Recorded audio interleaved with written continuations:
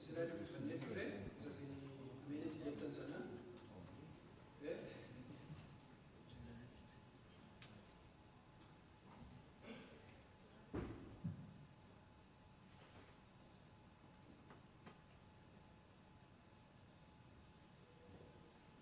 gabaabatti sagalee waaqayyoo irratti isin wajjin hirmaachuu barbaada. Mataa keenya gadi qabannee waaqayyoo jennu. Gooftaa keenya si galateeffannaa. Hafuurri keenya geggeessaa jira. Galanni ulfinni bara baraan siif haa ta'u. Amma immoo yaa waaqayyo gooftaa sagalee kee dubbachuuf as dhaabattee jira. Hafuurri kee qulqulluun na haa geggeessu. Saba kee warra dhaggeeffatan yaa waaqayyo gooftaa hafuurri kee haa geggeessu. Gurra banamaa qalbii banamaadhaan dhaggeeffachuu kan dandeenyu ayyaana kee nu baay'isi. Yeroo keenyaaf irratti nu wajjin ta'ii maqaa gooftaa Yesuusiin. Ameen. Akkuma sila dubbadhee ture guyyaan irraa maayini kaalendarii waldaa kiristiyaanaa keenya keessatti guyyaan riformeeshiniiti yookiin immoo haaromsa waldaa kiristiyaanaa kan itti yaadannudha. Waldaan kiristiyaanaa erga bara gooftaa keenya Yesuus Kiristoos biyya lafaarra tajaajilaa ture kaasee yeroo garaagaraa keessatti wangeela lallabaa rakkina garaagaraa keessa darbaa turte akkasumas wal lolaa walii isaanii wajjinis walitti bu'aa turanii jaarraa 11ffaa keessa seenaa waldaa kiristiyaanaa yoo ilaallee fi yeroo itti warri gara bahaa jiran gara raashaa kana jiran gara Giriikii kana jiranii fi warri gara garanaa kun yeroo isaanii itti wal rakkisaa turantu ture. Kanaaf waldaan gara kaatolikii fi ortodoksiitti yeroo sana gargar cabe jechuudha. Jaarraa 11ffaa keessa seenaa waldaa kiristiyaanaa warri beektan.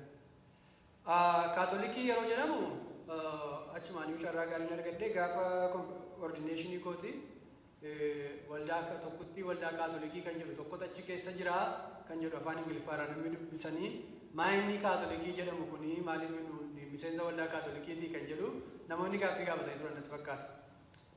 Kaatolikii jechuun waldaa waliigala jechuudha afaan laatiniitiin malee waldaa kaatolikii dinominashinii warra kaatolikii kana duwwaa jechuu miti. By the way, kaatolikii yeroo kaatolikii yeroo inklusiivii ta'e isa hundumaa wal keessatti qabatu akka jechuudha. Ortodoksii jechuus beektu inni immoo warra ortodoksii immoo lakkinutu warra oriijinaaliidha warra jalqabaadha sababii ta'ee fi ortodoksiin karaa isa ganamaa karaa isa sirrii akka jechuuti kan isaanii jechuudha. Yeroo sana waldaanii kaatolikii fi ortodoksiitti gargar cabee jechuudha. Polotikaan afaanii laatinii dubbannamoo Giriikii dubbannamoo waan jedhu tureera. Eeyuutu immoo liidarii ta'a kan jedhu tureera. Waa'een kennaa qulqulluu waan muraasni keessa jira. Haaromsa waldaa kiristiyaanaa inni jennu kun garuu isa jaarraa 15ffaa keessa 16 15 jenna 15 17 keessa isa jalqabee jechuudha karaa Maartiin Luuter fa'aa biyya Jarmanii keessatti. Haaromsi sun biyya Jarmanii keessatti duwwaatu hin taane Switzerlaandii keessa jira. Warri Presbiteeriyaanii waa'ee Kalviinaa ta'u yoo isin warra Presbiteeriyaanii jedhanii haasoftan. Warri Ingilizii jiran immoo maayinni bulchaan Ingilizii bara sanaa akka kan ofiisaatiitti Angilikaan Cheerchii godhatanii jechuudha. Warri Anglikaanis, warri Presbiteeriyaanis, warri Luuteraanis akka mataa isaaniitti haaromsa sana fudhataniiru. Haaromsi garuu kan inni jalqabee isa Luuter biraa ka'edha jechuudha. Luuterii maaliif dubbii akkasii keessa dhaqeessa jedhu gabaabamatti waa dubbadhee darbuu fi maaliif lallabuma gwaarraajii wal qabatu suubii ta'ee fi Luuterii namuma barataa qaxalee tokko ture, barumsa isaa barata ture. Abbaan isaa immoo akka inni barataa seeraa ta'uu barbaada. Barumsa isaa digirii isa jalqabaa isaa fixee seera barachuu jalqabee seera yeroo barachuu jalqabu cimsee hojii isaatti hojjechaa jiruuti akka inni dhugaamatti guyyaa tokko balaa guddaa wayisa mudatee ture bakakkaa wayisa rukutee oolee jechuudha. Isa sanarratti ka'e ani jireenya koo har'aa kaasee siilaadheeraa yoo na jiraachifte isa jedhu kan jedhu seenaa akkasii jira jechuudha. Sana fuuldura Luuterii nama ijoollummaa isaatii kaasee qajeelummaa nama gaarii ture jechuudha. Baay'ee isaa osoo barbaadu baayogiraafii Luuter ofuma keessaniitti dubbisuu dandeessu sababii ta'eef Luuteraanii erga taanee eenyu namichi kun jedhanii dubbisuu kan keessanidha malee sanbata guddaa tokkotti waa'ee isaa keessumaa immoo lallaba tokko keessatti waan baay'ee isinitti himuu hin danda'u jechuudha. Namni guugilii gochuu hin dandeenye hin jiru miti. Baay'een keenya bananneedhuma ilaaluu dandeenya dubbisuu dandeessu jechuudha. Garuu erga sanarratti maal jedhee ani gadaamii gala siifnuuf kennaa jedhee gadaamii gala jechuudha. Asirratti waan koomentii gochuu barbaadu yeroo tokko tokko jireenya keenya keessatti nuun gara waaqayyootti kan nu fidu waan akka bakakkaa wayyoo nu dheebaadha miti. Akkuma kan Luuter kanaa rakkinni jireenyaa ulfaataan tokko gaafa nutti dhufu awuu erga kana keessa nu dabarsitee irraa kaasee siifnuuf kenna jenna jechuudha. Yookiin immoo du'a tokko bira geenyee gaafa jennuti ergan kana oolee waaqayyootu kana na hambise malee jenna jechuudha. Garuu waan jechuu barbaadu yeroo manuuni cancannee jireenya keenya jiraataa ture yeroo manutti tolaa ture sanayyuu waaqayyootu nu eegaa ture. Ameen. Waaqayyootti deebi'uudhaaf dirqamatti waaqayyo bakakkaa nutti darbachuun isarra jiru jechuudha. Yookiin immoo jireenya keenya waaqayyo qoflaachuudhaaf du'a qarqara geenyee achi as deebi'uun nurra hin jiru. Yookiin immoo waaqayyo maatii keessan keessatti wanta ajaa'ibaa tokko isinii godhee impireesii gochuun isarra hin jiru. Because wanti hundumtuu wanti nuun amma qabnu hundumti isaa kan waaqayyo sababii ta'e jechuudha. Galanni waaqayyoof haa ta'u. Isin dadhabsiisuu danda'an akkas jedhu kun anaa fi wanti baay'ee hundee jireenya koo amantii kiristaanaa keessatti eegu ani waan tokko iyyuu hin qabu seedoodha. Ani waan tokko hin qaban. I have nothing. Qaamni inni kunis, manni inni kunis, namni inni kunis, waltajji inni kunis kan koo miti kan jedhu nama na'a. Akka ittiin jiraadha jechuudha. Kanaafi waanuma xinnootu na gammachiisa jechuudha. Waaqayyo wanta ajaa'ibaa tokko gochuun isarra jiru jireenya koo jireenya koo keessatti akkan gara isaatti siqu jechuudha. Kanaaf yeroo hundumaa deddeebi'ee hundumti isaa kan waaqayyooti kana jedhu. Waldaan kan waaqayyooti, koominiitiin kan waaqayyooti, manni kan waaqayyooti, tajaajilli kan waaqayyooti kana jedhu jechuudha. Luuter achirraa kaasee gadaamii dhaqee galee gadaamii dhaqee immoo baay'ee biriiliyaanti sababii tureef dafee barateetu gara lubummaatti dhufee jireenya isaa kana waan hundumaarraa of qabee jiraachuu jalqabe gara. Of qabee jiraachuu jalqabe. Jaarraa sana keessa namni gadaamii galee yookiin immoo mucaan dubaraa tokko yoo dhattee gaa'ela dhiiftee gadaamii galtee namichi tokko yoo dargaggeessi tokko yoo fuudhuu dhiisee dhaqee gadaamii galee fi maayinni waldaa kiristaanaa keessatti iddoo olaanaadha iddoon kun. Maaliif ani biyya lafaa dhiiseera, foon dhiiseera, sooruma dhiiseera, ogeessa ta'uu dhiiseera, beekaa ta'uu dhiiseera, ani waaqayyoof of kenne jechuudha. Nagaama sagaleen koo. Ani waaqayyoof of kenneera waan hundumaa lafa kaa'e jedhanii jechuudha.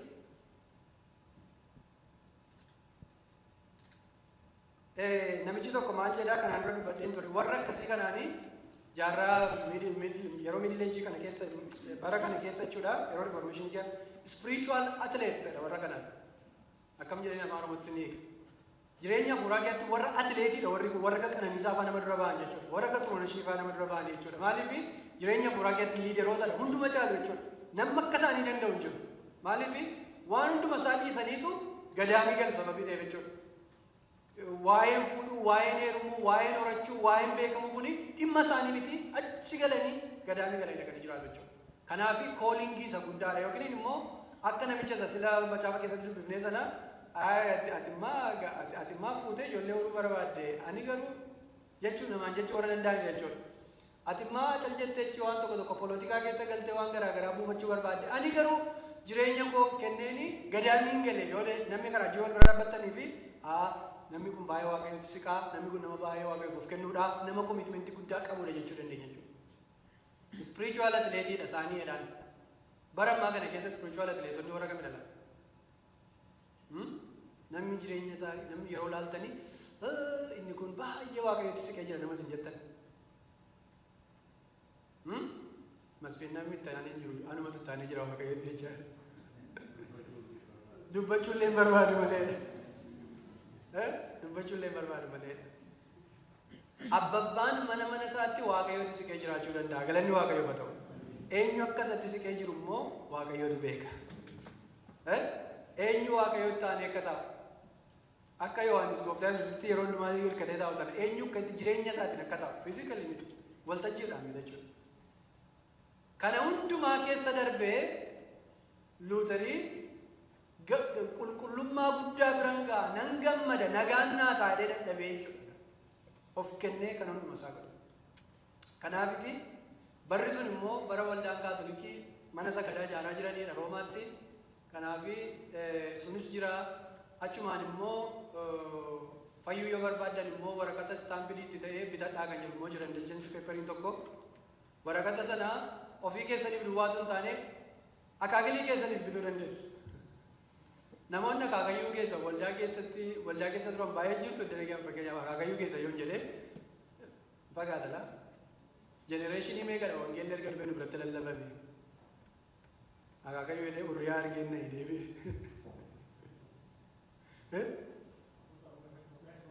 Waggaa 400 ta'eera. 100 guuteedha dhan keessa yaada isaan fa'a. Baay'een keenya akaakayyuuf akaakiliin keenya yookiin warri kaanii mana sagadaa keessa ture yookiin immoo hin amanne ta'a waaqayyotti waaqeffataa ta'uu danda'u, ortodoksii keessa jiraachuu danda'u ta'a, waan isaanitti fakkaate gochaa jiru ta'a. Garuu akka amma hubannu kanatti yooma dhaloota 2-3 booddeetti deebinee warri keenya hin turre waldaa kiristaanaa keessa. Maa inni egaa indulgensi peepariin kan inni fayyadu warra duraanii hin du'aniif iyyuu pargaatorii keessa achi as deebisuu dandeessa nama sababii ta'e waraqatatti bituu dandeessu jechuudha. Yaadi isaa gaarii miti? Indee? It's really good idea. Maaliif yoon danda'ama ta'ee fi warra waaqayyootti namaniin du'anii fi birrii mas hin gaafata malee jechuudha. Rakkinni isaa birriidha. Birrii gaafata malee achi as deebisuu dandeessu jechuudha. Namoonni waan akkasii kana fa'aa ta'aa ture. Isa kana morme jechuudha Luuter. Har'uma har'aa kana immoo biyya Ameerikaa keessaa warra mormoonii beektu miti? Warri mormoonii proksii baaptiizimii qabu. Cuubuu danda'u warra nama du'e tokkoof cuuphaa geggeessuu dandeessu isaan biratti. Fakkeenyaaf akkuma nama dubbachaa ture dhaloota 3-4 booddeetti deebitanii you can invite them to follow Jesus according to the Mormons. Maal gootu dhuftanii proksii cuuphaa geggeessitu jechuudha. Ma'ee akkookoo yookiin immoo akaakilii koo dhaloota 3-4 warra waaqayyoon hin dhageenye sanaafini cuubamaa jechuudha. So in cuubamtu maal jedhama gaate akka sana mananitti nama sanaa fi carraa laattaniitu yoo barbaade namanuu danda'a namanuu dhiisuu danda'a. It's nice. Yaadi isaa gaariidha baay'ee warra mormoonii biraa kan biraa tokko waan hin dhaga'e baay'ee kind of like it garuu fuudhi eternaalidha jedhanii amanuu tokko immoo gaa'illi eternaalidha. Yoo ati manaaf abbaa manaa keessanii yeroo jiraattan amma yoo asitti abbaa mana kee abbaan tokko du'e waa garatti hidhatanii itti fuftoodhanii amanu. Gaarii fakkaatu yaadisa. Maaliif nama jajjabeessuu gaariidha. Yeroo nama gaddu tokko yaaddanii fi namni yaada manaasaa yookiin abbaa manaasaa dhabe tokko dhaqeen argeetti fufee gaa'ela kootti fufadhanii yoo yaadu kind of good yaadisaa jechuudha. Yaadni sadarkaa yaadatti. Kanaafiti warri kaatolikii indulgensi peeparii sana fa'aa gurguraa turan jechuudha. Achi as deebisuu dandeessaa. Gaafa saantificha achi keessa buuftee gaafa jedhu lubbuun immoo keessaa deebitee jedhu jechuudha. Luuter isa sana mormee jechuudha. Isa sana mormee maal jedhee bara sana namni hin baranne namni wangeela dubbisuu hin danda'u warri Jarmanii laatiin hin beekan baay'ee utuma ta'e iyyuu wangeelli aksesii wangeelaan turre macaafa qulqulluun turre kan beeku paappaasii kan beeku luboota piristiitu beeka jechuudha. Inni kan inni jedhee nuun kan nuun fayyine amantiidhaan fayyina ayyaana waaqayyootu fayyisa fayyinni kennaa waaqayyooti malee hojii miti waa'ee saantifaa kana dhiisaa kan jedhu kaasa jechuudha. Waa'ee hojii hojjechuu yookiin immoo nama caalanii argamuu gadaamiitti galuu sana dhiisaa. Rakkina qaba sun jechuu miti. Isaan hin fayyitan fayyuu hin dandeessan isa dhusan fide jechuudha. Galanni waaqayyoo haa ta'u. Hundeen amantii kiristaanaa keenyaa hubannoo tiyooloojii warra Luteraan isa kanadha. Fayyinni kennaa waaqayyooti malee fayyinni afeerraa isa nuuf kenname fudhachuudha malee fiiganii dhaqanii tokkoffaa ba'anii ani duraan darbee fayyina fudhadheera dhumeera fayyinni isa namaan jedhan kana miti jechuudha. Tokko isa jedha ayyaanatu nu ga'a amantiin gahaadha amantii duwwaa ayyaana duwwaa macaafa qulqulluu keenya kana qabanneennaan waa'een aayidiyooloojii kee waa'een kaalcharii keessanii tiraadishinii keessanii isin mataa nuyi tan kuneede warra kaatolikii hin barbaannu jedhe. Kan biraa wanti daanjiresii tokko kan inni itti dabalee amantoonni hundumtuu lubadhaa jedhu san akka haaraatti fide jechuudha. Priesthood of all believers jedhu macaafa qulqulluu keessatti barreeffamee jira Phexros keessa garuu sana yaadachiise hundumtuu iyyuu lubadhaa hundumtuu Kiristoositti aanuu danda'u hundumtuu Kiristoositti siqanii jiraachuu danda'u malee nuufi Kiristoos gidduu namni kan biraan hin jiru nuuf Waaqayyo gidduu namni kan biraan hin jiru. galuun irra hin jiru kan jedhu tajaajila lubummaa yookiin immoo waa'ee piristii ta'uu hambisa jechaa hin jiru garuu piristii of all believers jechuudha. Kuni baay'ee ulfaataadha waldaa kaatolikii keessatti. Kanaaf luuteriin yaada kee kana kaasitiin jedhanii yookiin kottaa dibeetiin ajiniin godhaa jedhee lakkii ittiin jedhanii wajjin dibeetii gochuun barbaanne ajjeesuu barbaadan jechuudha. Kanaaf miliqee du'a jalaa oolaa ture yeroo garaagaraatti. Isa kana baay'ee keessa deemuun barbaadu. Garuu hojii luuter hojjete keessaati waldaa keenya ajiniin kan wal qabatee waan tokko lama waa'ee waldaa maqaan Yesuus keessaa kana kaasuu barbaadu. Macaafa qulqulluu afaan Jarmaniitti hiikee jechuudha. Afaan Jarmaniitti hiikee macaafa hundumtuu afaan isaan dubbisuu danda'e.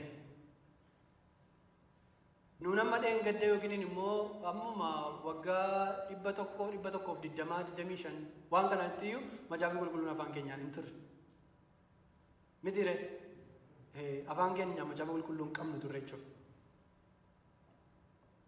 Isa sana macaafni qulqulluun afaan keenyatti erga hiikame immoo afaan keenyaan waaqessuu dandeenya. Kanaafiti yeroo adda Asteeriin fa'aa achirratti yeroo arginu Oneesimoonsii fa'aa achirratti yeroo arginu jara kana waaqessina miti garuu ulfina guddaa qabnaafi wanta isaan hojjetaniif tajaajila isaan tajaajilaniif lubi guddinaan fa'aan tiyooloojii isaan qabaataa turaniif jechuudha. Nama guutummaa isaaf tajaajila jedhanii dubbataa turan miti. Namaaf daabboo duwwaa laanna miti yookiin immoo namaaf fayyi jennee biraa deemne duwwaa miti jedhanii waldaan maqaan Yesuus kan isheen barsiisaa turte jechuudha. Galanni Waaqayyoof haa ta'u. Kanaaf waldaa keenya keessatti immoo duraanii waldaa maqaan Yesuus keessatti yeroo jalqabaa lubii pirezidentii ta'e luba yaada isaa faadhaan itti fakkaatu miti. Sana fuuldura namoonni turan lubootan turre yaa atoo Amaanu'eel Abiraam fa'aa luba turanii Oneesimoos luba ture Amaanu'eel Gabrasillaasee nama lamanis jedhamu miti luban turre miti jarri sun akkasumatti tajaajilaa turan waa'ee priesthood of all believers sanan kaasuu barbaade jechuudha. Callisee man deemaa jira miti. Kanatti fayyadamee immoo hundumti keessanii lubummaatti waamamtaniitu tajaajilatti waamamtaniitu waldaa kiristiyaanaa kana keessatti hawaasa keessatti isa hedduutti dabaluu barbaada. Ani luba miti sababii ta'e waan baay'een nan ilaalu waan jedhu hin jiru jechuu kooti.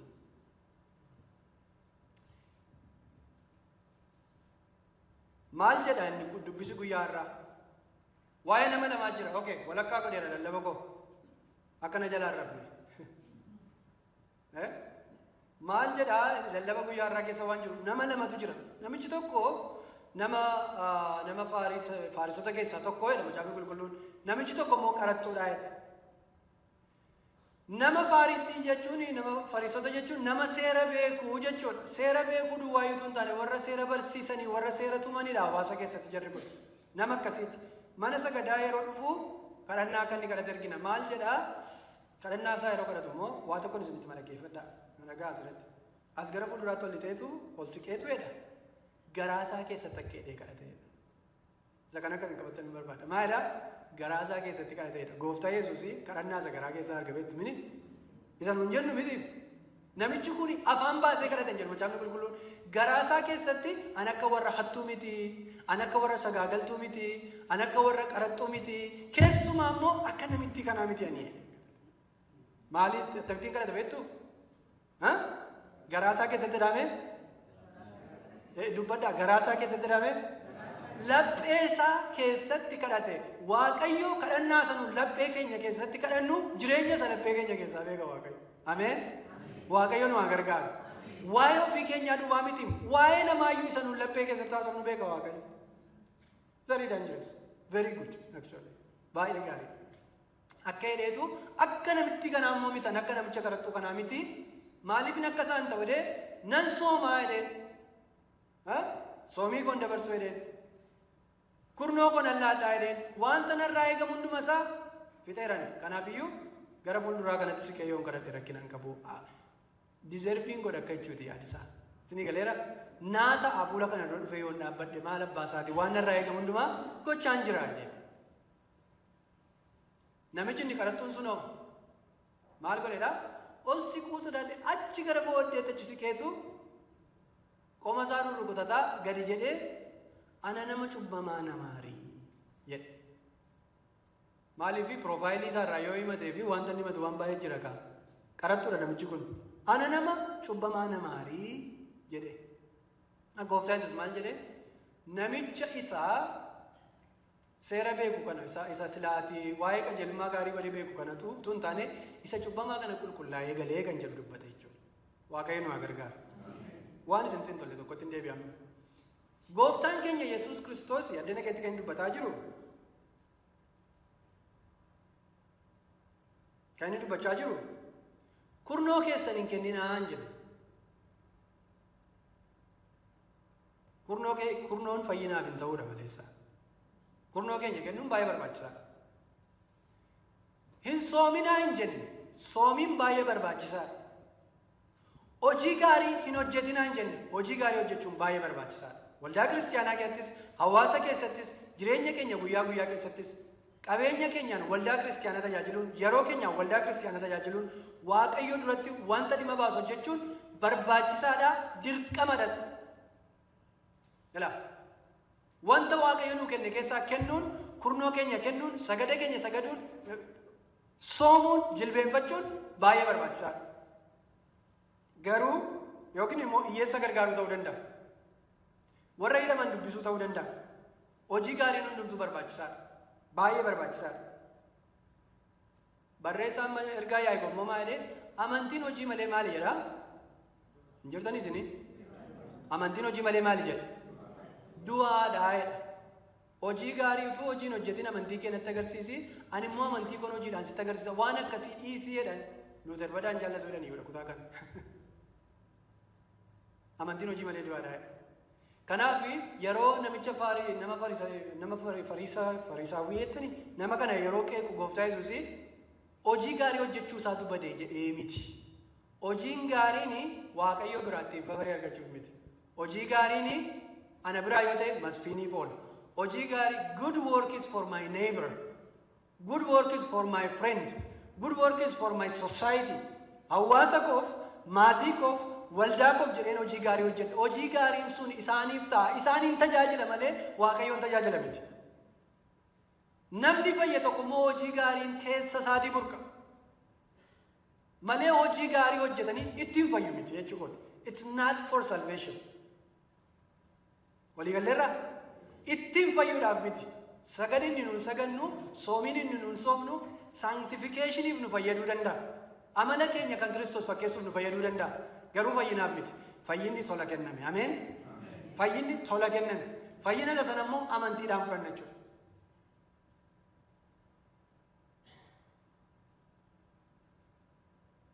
Waa'ee namicha isa qaraxxuu sanaatti hin deebi'a. Xumuraan jira. Namichi qaraxxuun suni wanti inni jajamee fi waan qalbii jijjiirrateef malee hojiin kee gaariidha jedhamee miti kan biraa immoo isa akkasii yaadattanii barbaada.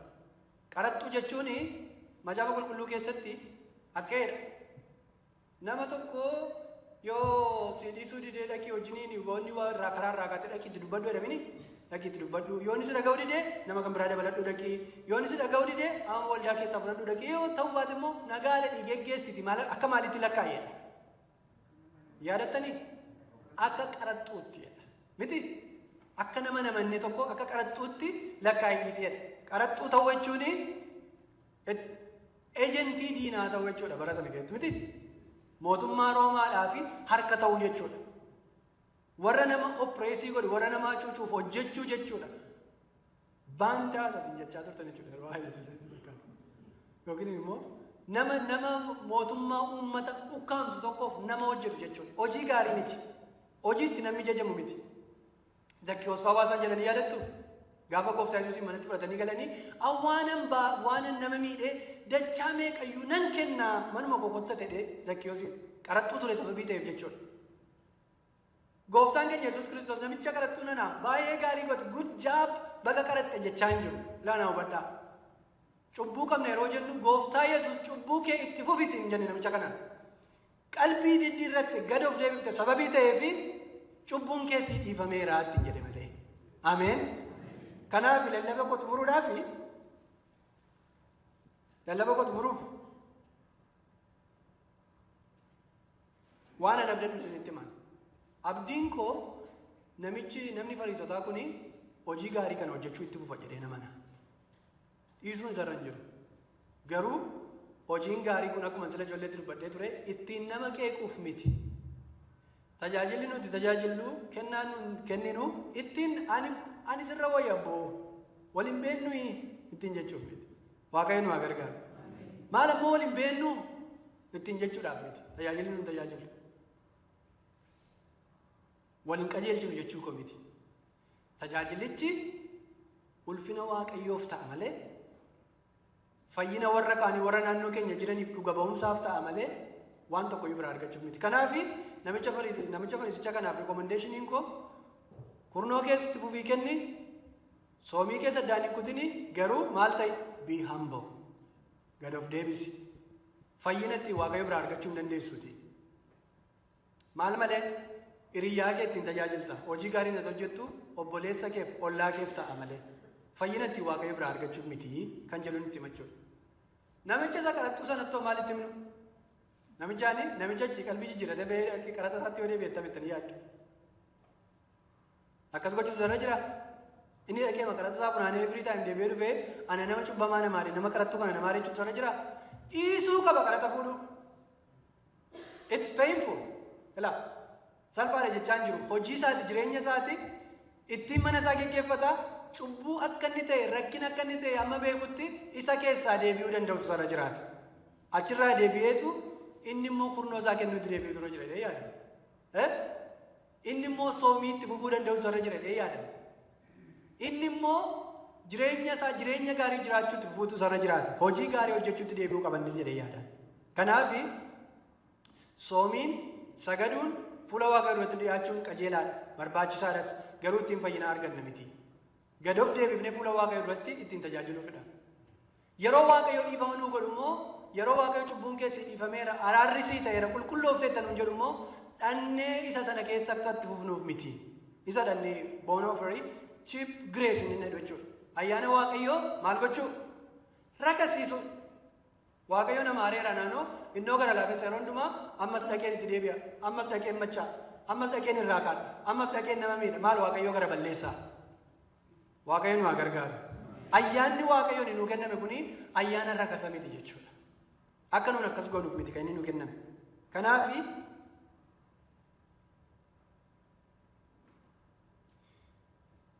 cubbuu ofii Kiristoositti himachuun barbaachisaadha.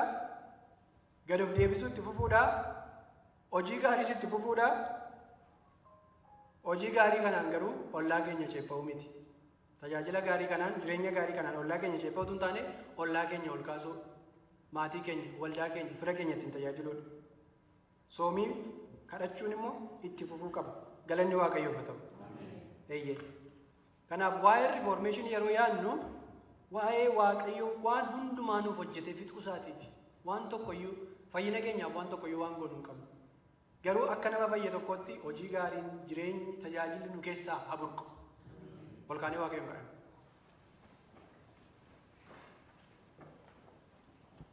Gabaabsinee Waaqayyoon galateeffannaa.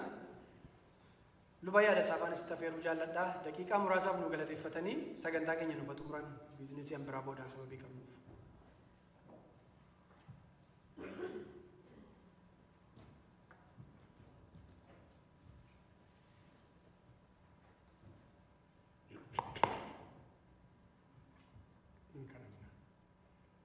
Yaa Waaqayyo abbaa keenya, gooftaa keenya, fayyisaa keenya, sagalee kee nuuf fiddeef galanni ulfinni siif haa ta'u.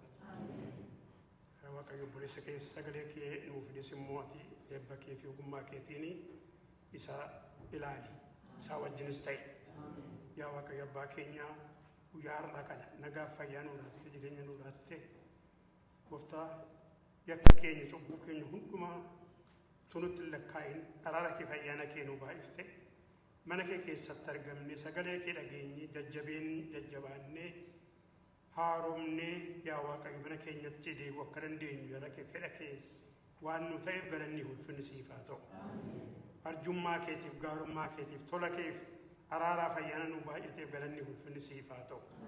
Yaa Waaqayyo abbaa keenyaa gara fuulduraattis immoo nu wajjin akka taatu amantii keenyatti akka nu jabeessitu yaa Waaqayyo walitti dhufeenya sisii wajjin qabnutti akka nu jabeessitu gooftaa keenya ollaa keenya wajjin jireenya gaarii jiraachuu akka dandeenyu walii keenya wajjin jireenya gaarii jiraachuu dandeenyu walubachuu wal gargaaruu wal tumsuu akka dandeenyu ati nu gargaari. Yaa Waaqayyo gaarummaati nu laatteen gooftaa keenya araarati nu baay'ifteen yakkaa keenya nu dhiiftee yaa Waaqayyo ijoollee keenya godhattee ofitti nu araarsitee gooftaa keenya warra gammachuudhaaf nagaadhaan jaalalaan deddeebi'an waan nu gooteef nus immoo isa kana yaa Waaqayyo saba keetii wajjin jiraannee ulfina kee agarsiisuu akka dandeenyu ati nu gargaari. Dadhabina keenya keessatti ati nu wajjiniin ta'e gooftaa dadhabina keenya keessatti nu dhiisin nu jajjabeessi yaa Waaqayyo isa gara booddeetti nu harkisu biyya lafaa isa nufitti nu hawwatu yaa Waaqayyo isa harkaa humna keessa jabaadhaan nu baafte warra fayyan warra geeddaraman taanee gara fuulduraatti deddeebiif adeemuu akka dandeenyu ati nu gargaari. Gooftaa keenya kana waan gootuuf galanni ulfinni siif haa ta'u. Yaa Waaqayyo guyyaa keenya sahaafi kan irratti immoo ati ulfaadhu. Abbaa keenya jireenya keenya gara fuulduraattis immoo ati yaa Waaqayyo jabaannessi wajjin deddeebi'uu akka dandeenyu nu gargaari. Yaa Waaqayyo yeroo asii galus immoo mana keenya keessatti maatii keenya wajjin ollaa keenya wajjin nagaaf fayyaatti gammachuudhaaf nagaatti jiraachuu akka dandeenyu ati nu gargaari. Gooftaa keenya yeroo har'a qabaanneef galanni ulfinni siif haa ta'u. Maqaa tokkicha ilma keessatti nu jaallatte gooftaa keenya Yesuus Kiristoos jette. Amiin. Yaa abbaa keenya waaqarra kan jiraattu maqaan kee haa qulqullaa'u mootummaan kee haa dhufu jaalalli kee waaqarratti akka ta'u akkasuma farratti haa ta'u kan nu godina keenya irraa nuuf kennu yakka keenyas nu dhiisi nus kan yakkaniif akkuma dhiifnu oromattis nu galchin hamaa nu oolchi malee mootummaan kan keeti yoo humnis galannis kan baraadha. Amiin. Waaqayyoon galateeffannaa Waaqayyoon galanni haa ta'u.